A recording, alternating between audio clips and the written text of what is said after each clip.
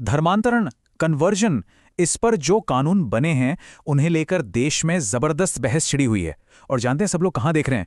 सीधा supreme court की तरफ। तो सवाल ये है कि सुप्रीम कोर्ट में चल क्या रहा है? क्या कोई फैसला आ गया है या आने वाला है? चलिए आज इसी पूरी कानूनी पहेली को एक एक करके सुलझाते हैं। तो शुरुआत करते हैं उस सबसे ताज़ा डेवलपमेंट से जिसने इस पूरे मामले को फिर से सुर्खियों में ला दिया है। हुआ यह है कि सुप्रीम कोर्ट ने धर्मांतरण विरोधी कानूनों के खिलाफ एक जनहित याचिका, जिसे हम PIL भी कहते हैं, उस पर एक नोटिस जारी किया है। अब इस नोटिस में अदालत ने केंद्र सरकार और कई राज्यों से जवाब मांगा है। मतलब साफ है, कोर्ट अब इस मामले की पूरी गहराई से जांच करना चाहता है।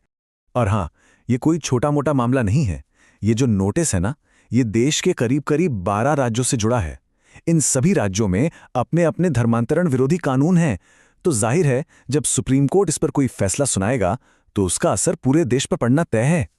अच्छा, अब उस सवाल पर आते हैं जो ऐसी खबरों के बाद सबसे ज्यादा कंफ्यूजन पैदा करता है। तो क्या इसका मतलब ये समझे कि नोटिस जारी हो गया तो बस सुप्रीम कोर्ट ने इन कानूनों को या तो सही मान लिया या फिर गलत ठहरा दिया? नहीं, इसका जवाब एकदम साफ है। नहीं, अभी तक कोई भी, मैं फिर से कह रहा हूं, कोई भी अंतिम फैसला नहीं आया है। तो फिर हो क्या रहा है? देखिए, ये जो है ना, ये एक लंबी कानूनी प्रक्रिया की बस शुरुआत है। स्टेप 1 था नोटिस जारी होना, जो हो चुका। अब स्टेप 2 में केंद्र और राज्य अपना अपना जवाब देंगे। और फिर आएगा स्टेप 3, सबसे जरूरी।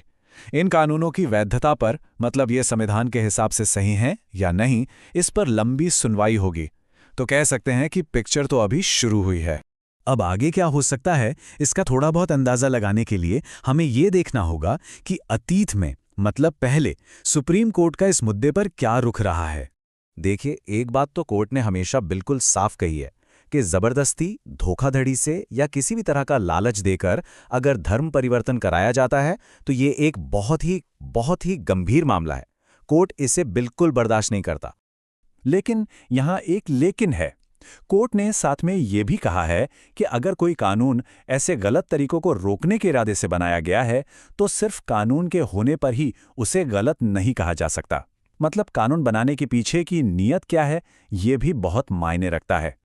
पर इसका मतलब ये भी नहीं है कि कोई भी आरोप लगा दे और वो मान लिया जाएगा। इसका एक बढ़िया उदाहरण है प्रयागराज का एक मामला। वहां पर अदालत ने धर्मांतरण से जुड़ी 1 नहीं, 2 नहीं, पूरी 5 FIR रद्द कर दी। और क्यों? क्योंकि केस में कानूनी तौर पर खामियां थी और सबसे जरूरी बात, आरोपों को साबित करने के लिए कोई ठोस सबूत ही नहीं थे। तो कुल मिला के ये पूरी बहस असल में 2 बड़े विचारों के बीच एक टकराव है। एक तरफ है हमारा मौलिक अधिकार कि कोई भी अपनी मर्जी से बिना किसी दबाव या लालच के अपना धर्म चुन सकता है, और दूसरी तरफ है जबरदस्ती या धोखे से होने वाला धर्मांतरण, जिसे एक सामाजिक समस्या की तरह देखा जाता है।